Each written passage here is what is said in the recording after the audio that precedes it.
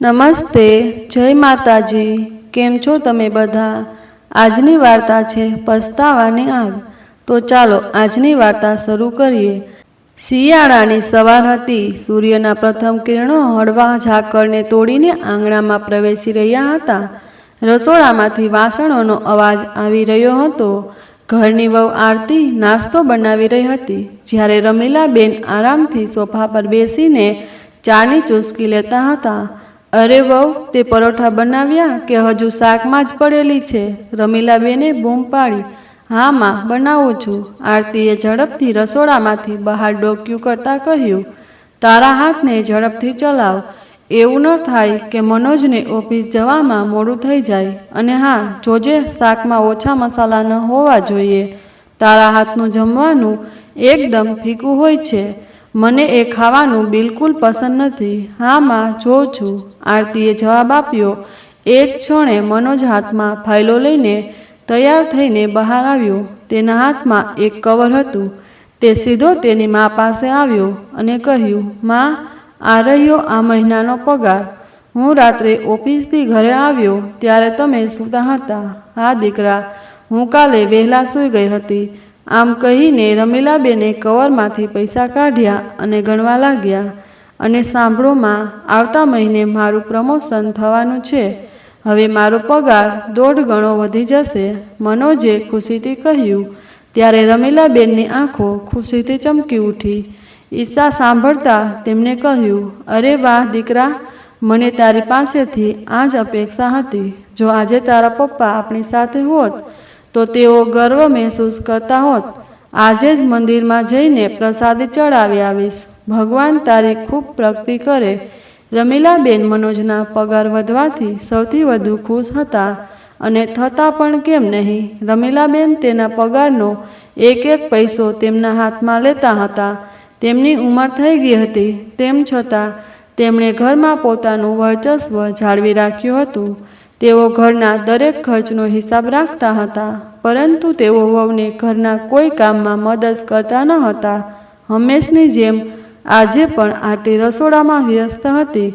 Dining table પર બેઠેલા મનોજે બૂમ પાડી, આરતી, નાસ્તો તૈયાર હોય તો મને આપી દે. મને મોડું થઈ રહ્યું છે. હા, હમણાં જ આવી.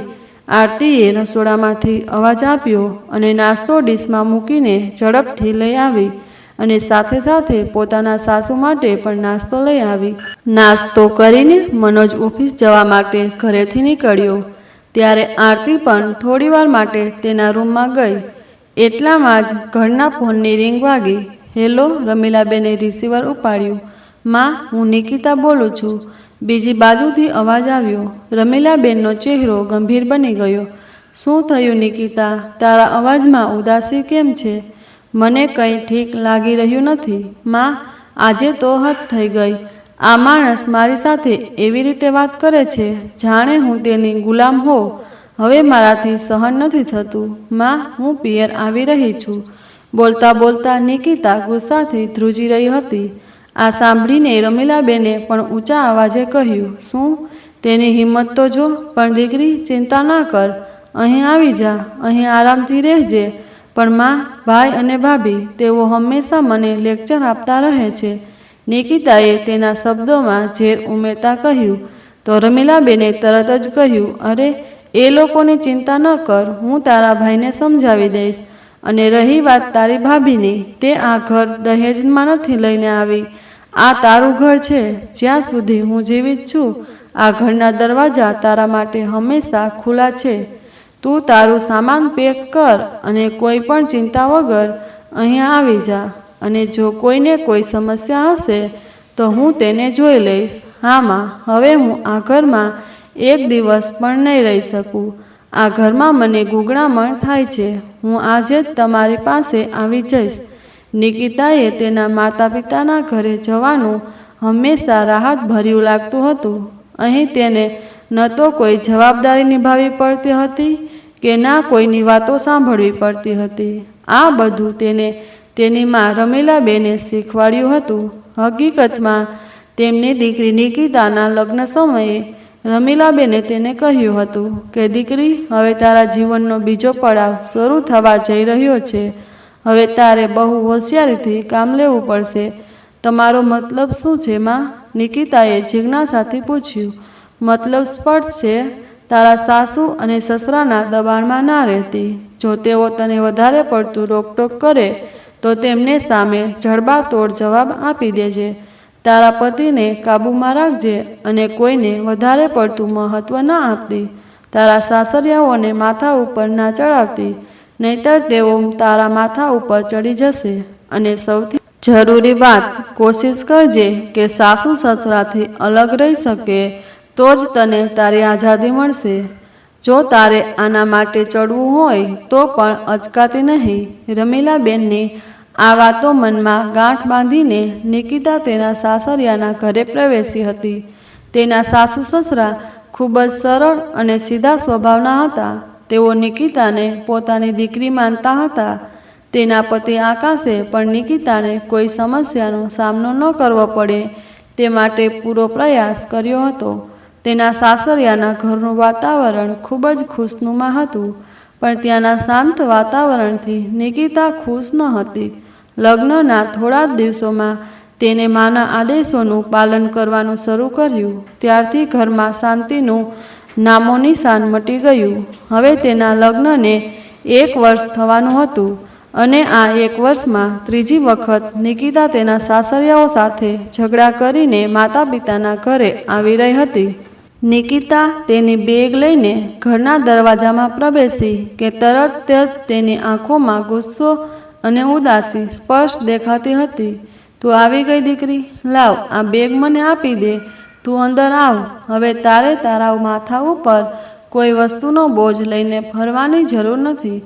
રમીલાબેને નિકિતાના હાથમાંથી સામાન લેતા કહ્યું. નિકિતા અંદર આવી ત્યારે રમીલાબેન તેને પોતાના રૂમમાં લઈ ગયા. માં, મારા પતિ ઈચ્છે છે કે હું આખો દિવસ ઘરમાં નોકરાણી બનીને રહું, બધા કામ કરું, મારા સાસરિયાઓની સેવા કરું અને મારો પોતાનો આરામ કંઈ નહીં. મારાથી આ બધું નથી થતું. આટલું સાંભળીને રમીલાબેને પણ તેને હામાં હા મિલાવતા કહ્યું. દીકરી, તારી વાત બિલકુલ સાચી છે. લોકો ઘરની વહુને કામ કરાવવાનું મશીન સમજે છે, પરંતુ મેં તને પહેલેથી જ સમજાવ્યું છે કે તારે તારા અધિકાર માટે ઊભા રહેવું પડશે. ત્યાંથી આવીને સારું કર્યું. તું કોઈની ગુલામ નથી. જો તેઓ તને સમજી શકતા નથી તો પછી તેમની સાથે રહેવાનો શું મતલબ છે? આ દરમિયાન આરતી પાણી લઈને રૂમમાં આવી ત્યારે રમીલાબેને આરતી તરફ જોયું અને કહ્યું. વહુ, જ્યાં સુધી નિકિતા આરામ કરી રહી છે ત્યાં સુધીમાં તેની પસંદગીનું જમવાનું બનાવી દે. આજે સાસરિયાઓના તણાવથી દૂર રહીને તે આરામથી જમશે. આરતીએ માથું હલાવ્યું અને રસોડામાં જતી રહી. જમ્યા પછી નિકિતા અને રમીલાબેન પોતાના રૂમમાં બેઠા કલાકો સુધી વાતો કરતા રહ્યા. નિકિતાએ તેની ફરિયાદો ગણાવી અને રમીલાબેને દરેક વખતે તેની હામાં હા મિલાવતા રહ્યા. આ દરમિયાન આરતી પણ થોડો આરામ કરવા તેના રૂમમાં ગઈ હતી. સાંજે આરતી રૂમમાંથી બહાર આવી અને પૂછ્યું. માં, હું આજે રાત માટે રાજમા અને ભાત બનાવી દઉં? નિકિતા દીદીને બહુ ગમશે. ને ત્યારે રમીલાબેને તેને તરત જ અટકાવીને કહ્યું. અરે રહેવા દે તું વહુ. બપોરે પણ તે એટલું બેસવા અને ફીકું ખાવાનું બનાવ્યું હતું કે નિકિતાને પસંદ જ ના આવ્યું. એક કામ કર, મનુષને ફોન કર, તેને બહારથી સારું ખાવાનું લઈને આવવાનું કહેજે. જો તે સારું જમશે તો તેનો મૂડ પણ સારો થઈ જશે. આરતીએ આ સાંભળ્યું તો તેના ચહેરા પરનું સ્મિત ફીકું પડી ગયું. તેણે ધીરેથી કહ્યું. હા માં, હું હમણાં જ તેમને ફોન કરું છું. આટલું કહીને આરતી રૂમની બહાર નીકળી ગઈ. ત્યારે નિકિતાએ કહ્યું. માં, તમે હંમેશા મારો સાથ આપ્યો છે. બસ આ જ રીતે મારા સાથે ઊભા રહેજો. અરે દીકરી, જ્યાં સુધી હું છું ત્યાં સુધી તને કોઈ તકલીફ નહીં પડે. તું અહીં આરામથી રહી શકે છે. રમીલાબેને પોતાની દીકરીનું માથું પંપાળતા કહ્યું. આ બાજુ આરતીએ તેના પતિ મનોજને ફોન કર્યો તો મનોજે બીજી જ રિંગ પર ફોન ઉપાડી લીધો અને તેનો અવાજ સાંભળતા જ સ્મિત સાથે કહ્યું. હા આરતી, ફોન કેમ કર્યો? બધું ઠીક છે ને? તને મારો અવાજ સાંભળવાનું મન થયું? મનોજે જરા રોમેન્ટિક બનીને કહ્યું. ત્યારે આરતીએ હળવું સ્મિત કર્યું અને કહ્યું, હા, બધું બરાબર છે. તમને એક વાત કહેવી હતી, તો બોલો, આજે શું ઓર્ડર છે મેડમ? મનોજે પ્રેમભર્યા સ્વરે પૂછ્યું. તો આરતીએ કહ્યું, આજે નિકિતા આવી છે તો મમ્મી કહેતા હતા કે આપણે બહારથી જમવાનું મંગાવીએ, તો કોઈ સારી રેસ્ટોરન્ટમાંથી જમવાનું લઈ આવજો. આ સાંભળીને મનોજ થોડો ચોંકી ગયો. નિકિતા પાછી ગયા અઠવાડિયે 4-5 દિવસ રોકાઈને ગઈ હતી. હવે શું થયું? તો આરતીએ વાતને સંભાળતા કહ્યું, ખબર નહીં, માં કહેતા હતા કે દીદી પરેશાન છે, કદાચ સાસરે કોઈ વાત બની હશે. આટલું સાંભળીને મનોજે ઊંડો શ્વાસ લીધો અને ગુસ્સે થઈને કહ્યું, અરે યાર, નિકિતાના તેના સાસરે રહેવામાં શું તકલીફ છે? મેં કેટલી વાર માને કહ્યું છે કે તેને ત્યાં તેનું ઘર વસાવા દો. દરેક નાની સમસ્યા માટે તેને તેના પિયર બોલાવી એ કોઈ સમસ્યાનો ઉકેલ નથી. પરંતુ માને પણ એમને હંમેશા લાગે છે કે તેમની દીકરીને અહીં રહીને આરામ મળશે. ત્યારે આરતીએ કહ્યું, તમારી ચિંતા વ્યાજબી છે, પરંતુ તેઓ પણ એક માં છે. તેઓ તેમની દીકરીને ઉદાસ થતા નથી જોઈ શકતા. તો મનોજે ઊંડો શ્વાસ લીધો અને કહ્યું, સારું આરતી, મારે હજુ ઓફિસમાં ઘણું કામ પૂરું કરવાનું છે. હું આવીશ ત્યારે રેસ્ટોરન્ટમાંથી જમવાનું લઈ આવીશ. હું તને રાત્રે મળું છું. આટલું કહીને મનોજે ફોન મૂકી દીધો. મનોજ રાત્રે 8 વાગે ઘરે પરત ફર્યો ત્યારે તેના હાથે રેસ્ટોરન્ટમાંથી લાવેલા ફૂડ પેકેટ હતા. આરતીએ તેના હાથમાંથી ફૂડ પેકેટ લીધા અને રસોડા તરફ ગઈ. મનોજે જોયું તો નિકિતા આરામથી બેઠી લિવિંગ રૂમમાં ટીવી જોઈ રહી હતી. તે જઈને સોફા પર બેઠો અને બોલ્યો, કેમ છે નિકિતા, બધું બરાબર છે ને? નિકિતાએ ટીવીનું રિમોટ બાજુમાં રાખ્યું અને અચાનક રડવા લાગી. તેની આંખોમાંથી આંસુની ધારા વહી રહી હતી. ભાઈ, હું હવે સહન નથી કરી શકતી. ત્યાં બધા મારી સાથે નોકરાણી જેવો વ્યવહાર કરે છે. સવારથી રાત સુધી બસ કામ જ કામ કરાવે છે.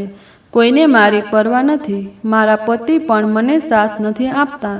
મનોજે તેની વાત ધ્યાનથી સાંભળી અને શાંત સ્વરે બોલ્યો, કોઈ વાંધો નહીં નિકિતા, દરેક સમસ્યાનો ઉકેલ હોય છે. તું કહે તો હું આકાશ સાથે વાત કરું. મનોજ આટલું બોલે તે પહેલાં જ રમીલાબેન ત્યાં આવી ગયા. તેમને તેમની દીકરીના આંખમાં આંસુ જોયા અને ગુસ્સેથી કહ્યું, તેની સાથે વાત કરવાની કોઈ જરૂર નથી. હું આવા લોકોને સારી રીતે સમજું છું. જો નિકિતા 4 દિવસ નહીં જાય તો તેને લેવા માટે હાથ જોડતા આવશે. આ બાબતે ગુસ્સો વ્યક્ત કરતા મનોજે કહ્યું, માં, આ કોઈ સમસ્યાનો ઉકેલ નથી. જો નિકિતા દર વખતે અહીં આવશે તો પછી તેના સંબંધો કેવી રીતે ઉકેલાશે? સાસરે થોડી એડજસ્ટમેન્ટ તો કરવી જ પડે છે. ત્યારે નિકિતાએ ઊંચા અવાજે કહ્યું, મારે કોઈ એડજસ્ટમેન્ટ નથી કરવું અને કોઈ સંબંધ નથી રાખવો. હવે જો તેઓ મને લેવા આવશે તો પણ હું ત્યાં નહીં જાઉં. મેં નક્કી કર્યું છે કે હવે હું એ માણસ સાથે નહીં રહી શકું. ત્યારે રમીલાબેને મનોજ સામે તાકીને કહ્યું, તને તારી બહેનની સમસ્યા નથી દેખાતી? અને ભૂલીશ નહીં, આ નિકિતાનું પિયર છે. તેને અહીં આવવાનો પૂરો અધિકાર છે. માં, હું તેની તકલીફ જોઈ શકું છું, પણ મને એ પણ દેખાય છે કે તેના વારંવાર અહીં આવવાથી તેની મુશ્કેલી વધી રહી છે. આમ કરવાથી સાસરિયામાં તેનું સન્માન અને સ્થાન બંને ખતમ થઈ જશે. જાતે જઈને આકાશ સાથે વાત કરીશ. કમસે કમ એ તો ખબર પડે કે સમસ્યા શું છે. ત્યારે રમીલાબેને તેને રોકીને કહ્યું, તારે ક્યાંય જવાની જરૂર નથી. જો નિકિતાને તેના પિયરમાં રહેવાનું સારું લાગતું હોય તો તે અહીંયા જ રહેશે. મારી દીકરી પહેલેથી જ ઘણી પરેશાન છે.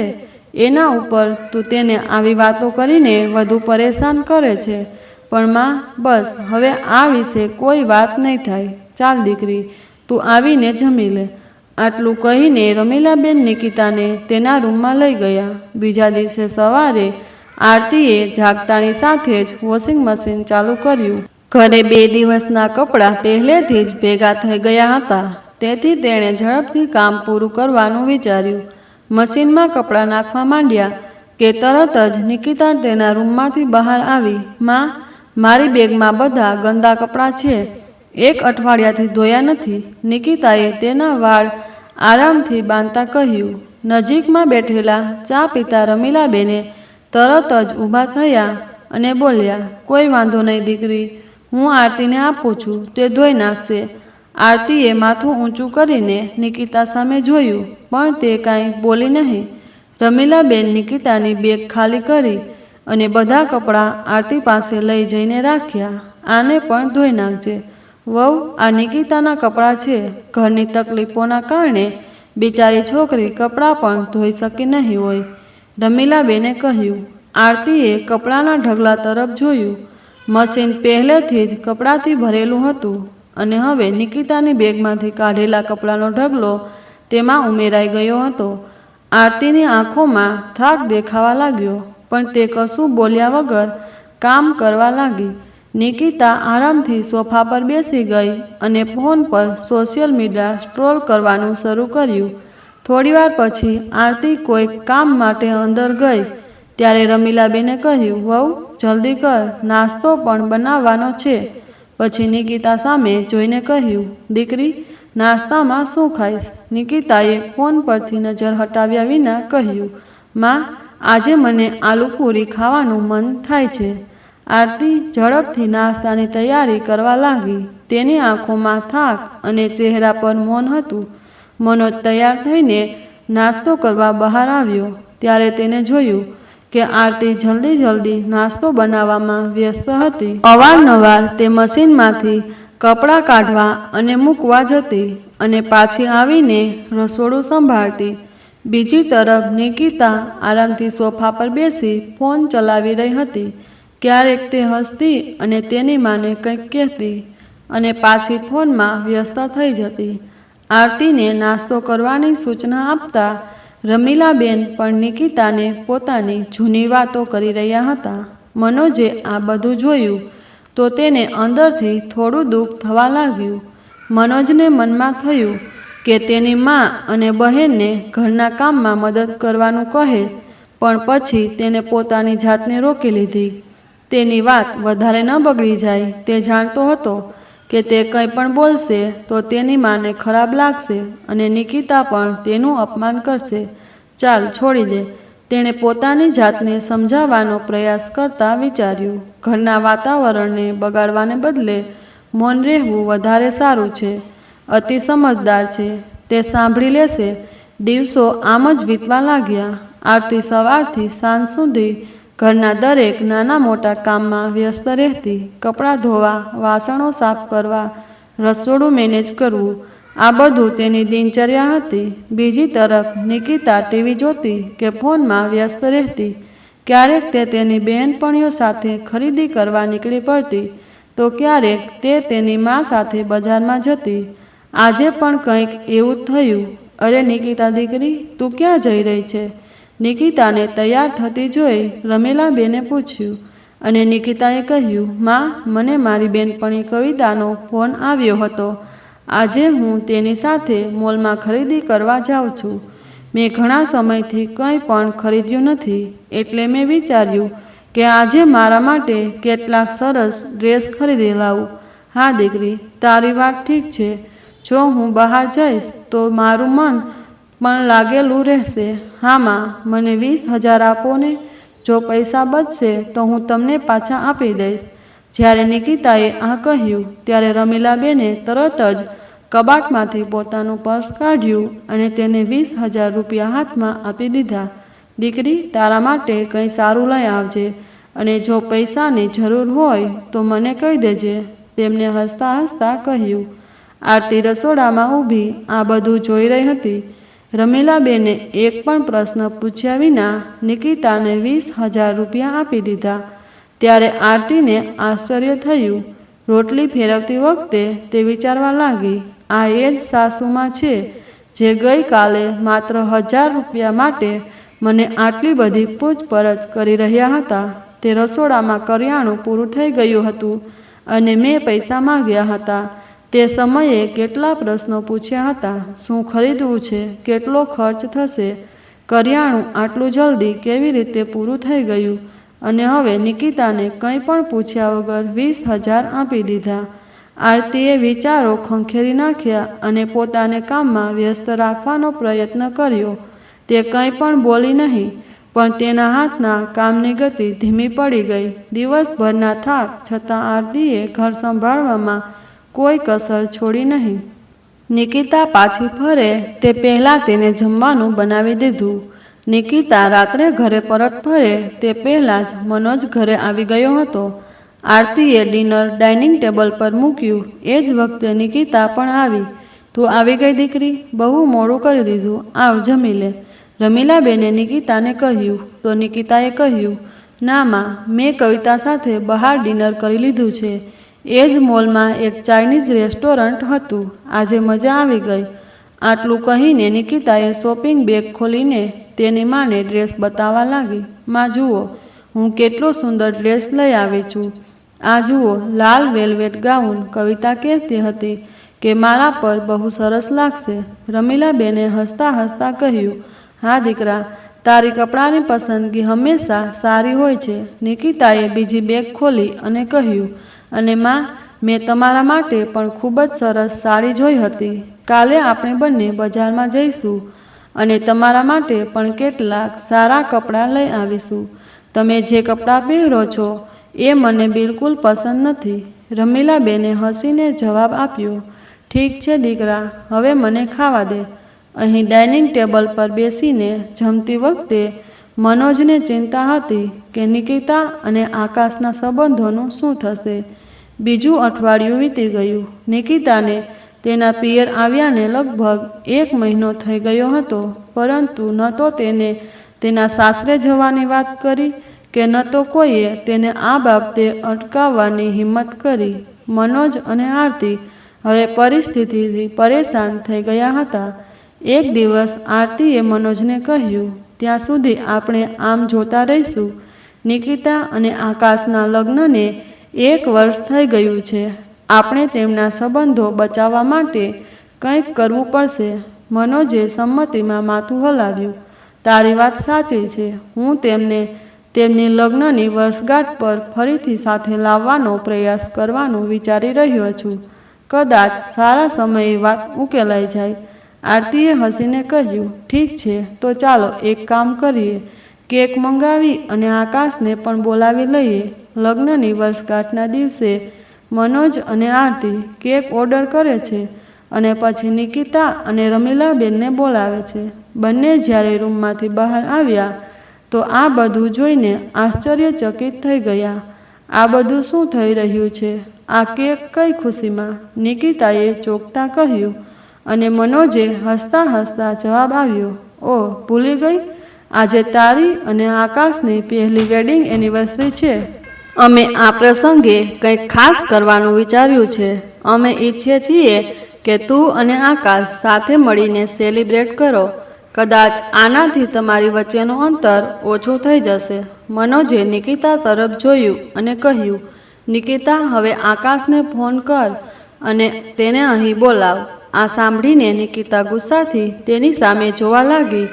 ત્યારે મનોજે કહ્યું, કોઈ વાંધો નહીં, જો તારું ફોન કરવાનું મન ના હોય તો હું તેને ફોન કરું. ત્યારે નિકિતા ગુસ્સે થઈ ગઈ અને ઊંચે અવાજે બોલી, મને પૂછ્યા વિના આ બધું કરવાની તમારી હિંમત કેવી રીતે થઈ? મેં પહેલેથી જ કહ્યું હતું કે મારે એ માણસનો ચહેરો પણ નથી જોવો.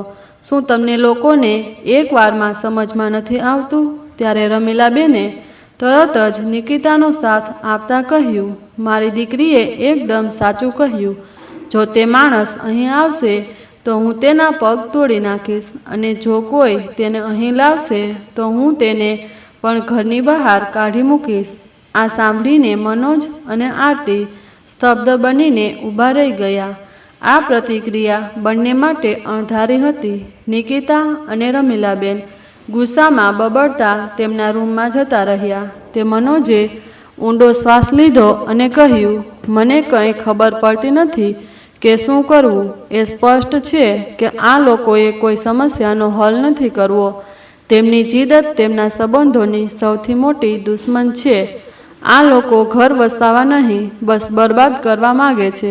બીજા દિવસે નિકિતાએ નક્કી કર્યું કે તે છૂટાછેડા લઈને સંબંધમાંથી છુટકારો મેળવવા માગે છે.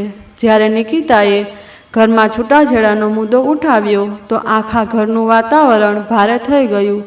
મનોજે ફરી એકવાર પરિસ્થિતિને સંભાળવાનો પ્રયત્ન કર્યો. તેને વિચાર્યું કે કદાચ તેની મા સાથે વાત કરીને જ કંઈક ઉકેલ આવશે. રાત્રે જ્યારે બધા પોતપોતાના રૂમમાં જતા રહ્યા તો મનોજે તેની માને બહાર બોલાવી. તું શું વાત કરવા માગે છે? જ્યારે રમીલાબેને પૂછ્યું તો મનોજે કહ્યું, માં, મારે જાણવું છે કે એવું શું થયું છે કે નિકિતા છૂટાછેડા લેવા માટે આટલી જીદ કરે છે? એવી કઈ તકલીફ પડી ગઈ છે? પરિસ્થિતિ અહીંયા ત્યાં સુધી પહોંચી ગઈ છે. તો રમીલાબેને નિસાસું નાખીને કહ્યું, દીકરા, મને તો એટલું જ ખબર છે કે મારી દીકરી પરેશાન છે. છૂટાછેડા એની ખુશી છે તો ઠીક છે, પણ હું તેને બરબાદ થતા નથી જોઈ શકતી. પણ માં, તેને બરબાદ બીજું કોઈ નહીં પણ તમે જ કરી રહ્યા છો. પતિ પત્ની વચ્ચેના વિવાદને ઉકેલવાને બદલે તમે તેને વધારી રહ્યા છો. મનોજની આ વાત સાંભળીને રમીલાબેન ગુસ્સે થઈ ગયા. તો દીકરા, હું જાણું છું કે તારી બહેનના આ ઘરમાં રહેવાથી નાખુશ છે, અને હું એ પણ સારી રીતે જાણું છું કે કોની સલાહ પર આ સહાનુભૂતિ બતાવે છે. પોતાના ગુસ્સા પર કાબૂ રાખતા મનોજે કહ્યું, માં, તમે કોઈ કારણ વગર આરતી પર શંકા કેમ કરો છો? મેં તેના જેવી સમજુ છોકરી ક્યારેય જોઈ નથી. હંમેશા ગીતા અને આ ઘરના ભલાઈ વિશે જ વિચારે છે. ત્યારે રમીલાબેને તીક્ષ્ણ સ્વરે કહ્યું, અરે રહેવા દે દીકરા, મને બધી ખબર છે અહીં કોણ કોના ભલાઈ વિશે વિચારે છે. મનોજે ઊંડો શ્વાસ લીધો અને કહ્યું, પણ માં, તમે ક્યારે આકાશ સાથે વાત કરવાની કોશિશ કરી? છેવટે ઝઘડાનું મૂળ શું છે એ જાણવાની કોશિશ કરી? મારે કોઈ વાત નથી કરવી. પેલા 2% માણસ સાથે તેને મારી દીકરીનું જીવન દયનીય બનાવી દીધું છે. તું જોઈ નથી શકતો કે મારી દીકરી કેટલું બધું સહન કરી રહી છે? રમીલાબેને ગુસ્સામાં કહ્યું, અને તમે કેવી રીતે માની લીધું કે આ બધી આકાશની ભૂલ હતી? મનોજે કડક સ્વરમાં પૂછ્યું. સંબંધો હંમેશા બંને બાજુથી બને છે અને બગડે છે. તમે એકવાર પણ આકાશની વાત નથી સાંભળી. કોને ખબર સત્ય બીજું કંઈ હોય? ત્યારે રમીલાબેને ઠંડવાસરે કહ્યું, મારે કશું સાંભળવું નથી. મારી દીકરી જે બોલી રહી છે તે જ સત્ય છે અને મેં નિર્ણય કરી લીધો છે. આટલું કહીને રમીલાબેન ત્યાંથી ઊભા થઈને પોતાના રૂમમાં જતા રહ્યા. મનોજ ચૂપચાપ ઊભો રહી જોતો ગયો. બીજા દિવસે વહેલી સવારે આરતીએ મનોજને કહ્યું, સાંભળો, મારે મારા કાકાના દીકરાના લગ્ન માટે નવી સાડી ખરીદી છે. થોડા પૈસાની જરૂર છે. મનોજે તરત જ કહ્યું, ઠીક છે, મા પાસેથી પૈસા લઈને હું તને આપું છું. નાસ્તો કર્યા પછી તે તેની મા પાસે ગયો. માં, મારે થોડા પૈસાની જરૂર છે. આરતીના પિયરમાં લગ્ન છે તો તેને સાડી ખરીદવી છે. રમીલાબેને અનિચ્છાએ કહ્યું, આ મહિને વધારે ખર્ચો થઈ ગયો છે દીકરા, અત્યારે પૈસા નથી. આ સાંભળીને મનોજને નવાઈ લાગી. માં, મેં 1 અઠવાડિયા પહેલાં જ એને આખો પગાર આપી દીધો હતો. બધા પૈસા ક્યાં ગયા? રમીલાબેને વાત ટાળવાનો પ્રયાસ કર્યો. અરે દીકરા, ઘરનો ખર્ચ, નિકિતા માટે કેટલીક વસ્તુઓ અને બીજા ખર્ચાઓ. હવે મારે તને બધો હિસાબ આપવો પડશે. માં, મને ચોખ્ખું કહો, પૈસા ક્યાં ખર્ચ્યા? રમીલાબેને નજારો ફેરવતા કહ્યું, કંઈ નહીં, મેં નિકિતાને થોડા પૈસા આપ્યા હતા. તેની પણ જરૂરિયાતો છે. થોડો મનોજનો અવાજ ઊંચો થઈ ગયો તો રમીલાબેને ચીડાઈને કહ્યું, એ શું થઈ ગયું? નિકિતાએ થોડી શોપિંગ કરી તો તેના જીવનમાં ઘણી બધી સમસ્યાઓ છે. શું હું તને ખુશ કરવા માટે થોડા પૈસા પણ ના આપી શકું? ના. શું મોંઘા કપડાં અને શોપિંગ નિકિતાની સમસ્યાઓનો ઉકેલ છે? અને આપણી જરૂરિયાતોનું શું? નિકિતાને લાખો ખર્ચવાની છૂટ છે. મારું અને મારી પત્નીનું શું? આરતી આખો દિવસ ઘરના કામમાં વ્યસ્ત રહે છે. હું આખો દિવસ બહાર મહેનત કરું છું. અને જો તમે મારો આખો પગાર લઈ લો છો તો શું ઘરના દરેક સભ્યની જરૂરિયાતોનું ધ્યાન રાખવાની જવાબદારી તમારી નથી? વધારે ના બોલીશ, રમીલાબેને ગુસ્સામાં કહ્યું. નિકિતાને તેના પતિ તરફથી કોઈ મદદ નથી મળતી. જો હું તેને થોડા પૈસા આપું તો એમાં મેં શું ખોટું કર્યું છે? મનોજે નિરાશ થઈને માથું હલાવ્યું. માં, ખોટું કર્યું છે. તમે તેને સાચા અને ખોટા વચ્ચેનો તફાવત શીખવવાને બદલે તમે તેની જીદને પ્રોત્સાહન આપી રહ્યા છો. એટલું કહીને મનોજ ગુસ્સાથી ઘરની બહાર નીકળી ગયો. દરવાજો બંધ થતાં જ રમીલાબેને આરતી તરફ જોયું અને કટાક્ષભર્યા સ્વરમાં કહ્યું, આ આખી આગ આને જ લગાવી છે. જ્યારે તને ખબર હતી કે આ મહિને વધારે ખર્ચો થયો છે તો શું જરૂર હતી નવી સાડી માંગવાની? જૂના કપડાથી પણ કામ ચલાવી શકતી હતી. ત્યારે નજીકમાં બેઠેલી નિકિતાએ તરત જ કહ્યું, હા માં, તમે બિલકુલ સાચું કહ્યું. તારા કપડાં જોઈને તેનાથી રહેવાયું નહીં હોય એટલે જીદ કરતી હશે. આટલું સાંભળીને આરતી સ્તબ્ધ થઈ ગઈ. તેની આંખોમાં આંસુ આવી ગયા, પણ તે કાંઈ બોલી નહીં. ચૂપચાપ તેના રૂમમાં જતી રહી.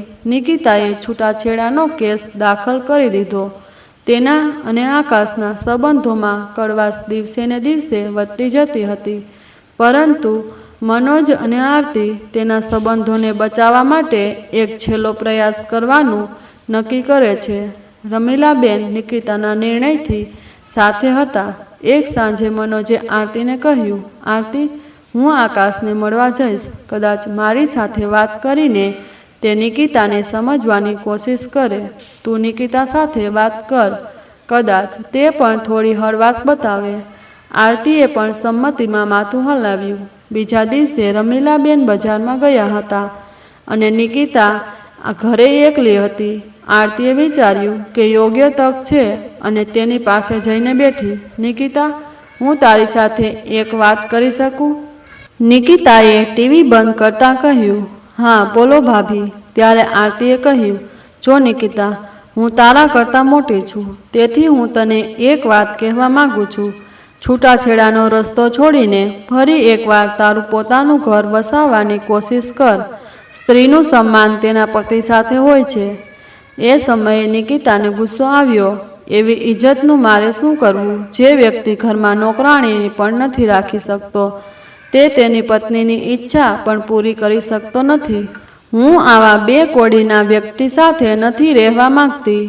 આ નિકિતા, તારે એવું કહેવું ના જોઈએ. બસ ભાભી, હું અહીં મારા ઘરે રહું છું અને હું ખૂબ જ આરામથી રહું છું. મારી ખુશી આમાં જ છે. પણ મને લાગે છે કે મારી શાંતિ અને ખુશી તમને ખટકી રહી છે. એ જ સમયે રમીલાબેન પણ ઘરે પહોંચી ગયા.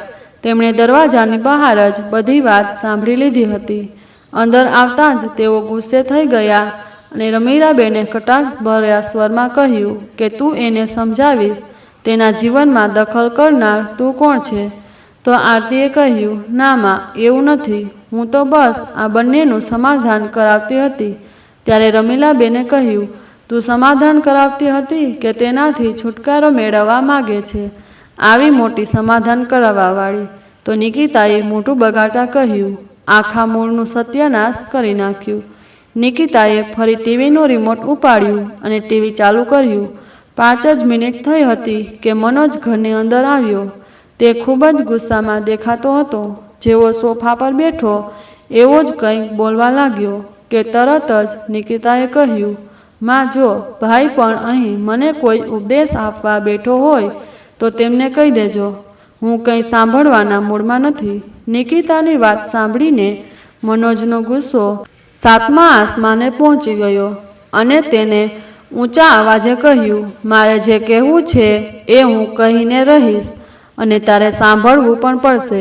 તો રમીલાબેને કહ્યું, આ તું કેવી રીતે વાત કરે છે તારી બેન જોડે? ત્યારે મનોજે કહ્યું, માં, હું આજે આકાશને મળીને આવ્યો છું. આ તો એ માણસની શાલીનતા છે જે આવી હરકતો છતાં આ છોકરીની માફી માગવા તૈયાર છે. તો નિકિતાએ કહ્યું, મને કોઈની માફીની જરૂર નથી. ત્યારે મનોજે કહ્યું, આ વર્તન એક દિવસ તને લઈ ડૂબશે. તેની સાથે વાત કરીને જ મને ખબર પડી ગઈ કે તે એ ઘરના લોકોને કેટલી તકલીફો પહોંચાડી છે. માં, તમને ખબર નથી કે તે તેના સાસુ અને સસરાને કેવા પ્રકારની વાતો સંભળાવે છે. કોઈના માટે જમવાનું નથી બનાવતી, પોતાના પતિ માટે પણ નહીં, અને ઉપરથી તે દરરોજ હોટલનું ખાવાની ડિમાન્ડ કરે છે. અને જો કોઈ તેને સમજાવવાની કોશિશ કરે છે તો તે ઝઘડો ઊભો કરી દે છે અને હવે એને આકાશ સામે એક નવી ઈચ્છા મૂકી હતી કે તેણે તેના સાસુ સસરાથી અલગ રહેવું છે. આ સાંભળીને આરતી પણ આશ્ચર્યચકિત થઈ ગઈ અને નિકિતાના ખભા પર હાથ મૂકીને કહ્યું, તે તેમને અલગ થવાની વાત કેમ કહી? ત્યારે નિકિતાએ તેના ખભા પરથી હાથ છટકાવતા કહ્યું, તું ચૂપ રહે, મને તારી સલાહની કોઈ જરૂર નથી. નિકિતા, આ કેવી હરકત છે? મનોજે પૂછ્યું. ત્યારે નિકિતાએ બેશરમ થઈને કહ્યું, મેં એકવાર કહી દીધું એ કહી દીધું, હવે મારો નિર્ણય બદલવાનો નથી, કંઈ પણ થઈ જાય. તો મનોજે કહ્યું, ના નિકિતા, તારે સાસરે તો જવું જ પડશે ને આ મારો અંતિમ નિર્ણય છે. જો તું નહીં જાય તો હું તને છોડી આવીશ. મને બહાર નીકાળવાનું તો છોડો, જો તમારામાં હિંમત હોય તો હાથ પણ લગાવીને બતાવો. માં, જુઓ, આ બધું તમારી તરફદારીનું પરિણામ છે.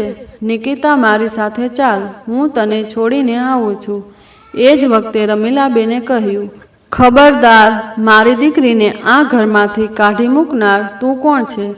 જો કોઈ આ ઘર છોડીને જશે તો તે તું અને તારી ચાલાક પત્ની હશે, જેની સલાહ પર તું આ બધું કરી રહ્યો છે. મારા ઘરમાંથી હમણાં જ નીકળી જા. નાલાયક, ચોરુના ગુલામ. અત્યાર સુધી બધું સહન કરનાર મનોજ હવે ચૂપચાપ બેસી રહેવાનો ન હતો. બીજા દિવસે સવારે તેને ભાડાનું ઘર શોધી કાઢ્યું અને તે તેની પત્ની અને બાળક સાથે સામાન લઈને ઘરેથી નીકળી ગયો. જતી વખતે મનોજ અને આરતી રમીલાબેનને પગે લાગવા ગયા તો તેમણે પગ પાછળ લઈ લીધા. એ ઘર છોડતાની સાથે જ મનોજ અને આરતીને રોજના ઝઘડાઓની શાંતિ મળી ગઈ. હવે તેઓ અલગ મકાનમાં રહીને આરામદાયક જીવન જીવવા લાગ્યા. અહીં નિકિતા અને આકાશના છૂટાછેડા પણ કોર્ટમાં મંજૂર થઈ ગયા હતા. છૂટાછેડાને 1 મહિનો જ પસાર થયો હતો ત્યારે નિકિતા અને રમીલાબેનની સમસ્યાઓ વધવા લાગી. રમીલાબેને બચત તરીકે જે પૈસા રાખ્યા હતા તે તમામ ખર્ચ થઈ ગયા.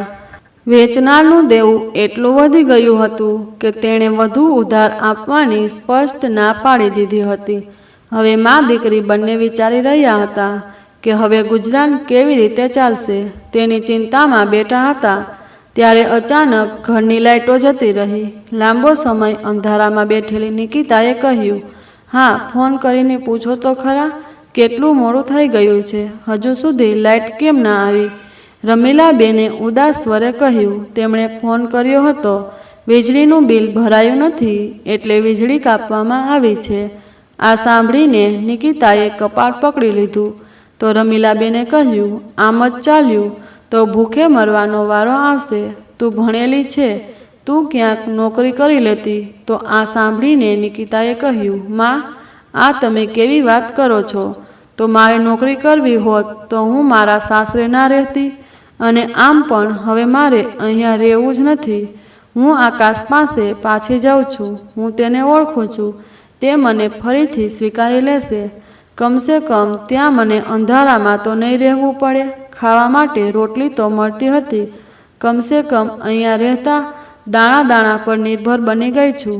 અને મારા સાસુ સસરા એટલા ખરાબ ન હતા કે હું તેમની સાથે ના રહી શકું. તમારું આ ઘર તમને જ મુબારક. આટલું કહીને નિકિતાએ બેગ પેક કરી અને ઘરની બહાર નીકળી ગઈ. તરત જ તેના છૂટાછેડા લીધેલા પતિના ઘરની બહાર પહોંચી તો તેને જોઈને આશ્ચર્ય થઈ ગઈ કે આખું ઘર સજાવેલું હતું. પૂછપરછ કરતાં ખબર પડી કે આકાશના લગ્ન 1 દિવસ પહેલાં જ થઈ ગયા હતા અને આજે તેની પાર્ટી ચાલી રહી હતી. સાંભળતા જ નિકિતાનો શ્વાસ થંભી ગયો. તેની આંખોમાં આંસુ આવી ગયા. લથડતા પગલાઓ સાથે ચાલતી તે રસ્તા પર આવી ગઈ. તેને સમજાતું ન હતું કે હવે તે ક્યાં જાય. તો વાર્તા તમને કેવી લાગી? જો તમને વાર્તા ગમી હોય તો લાઈક, કમેન્ટ અને શેર કરજો. અને જો તમે નવા હોય તો ચેનલને સબસ્ક્રાઈબ કરજો. તો ચાલો ફરી મળીએ એક નવી વાર્તા સાથે. જય માતાજી, જય શ્રી કૃષ્ણ.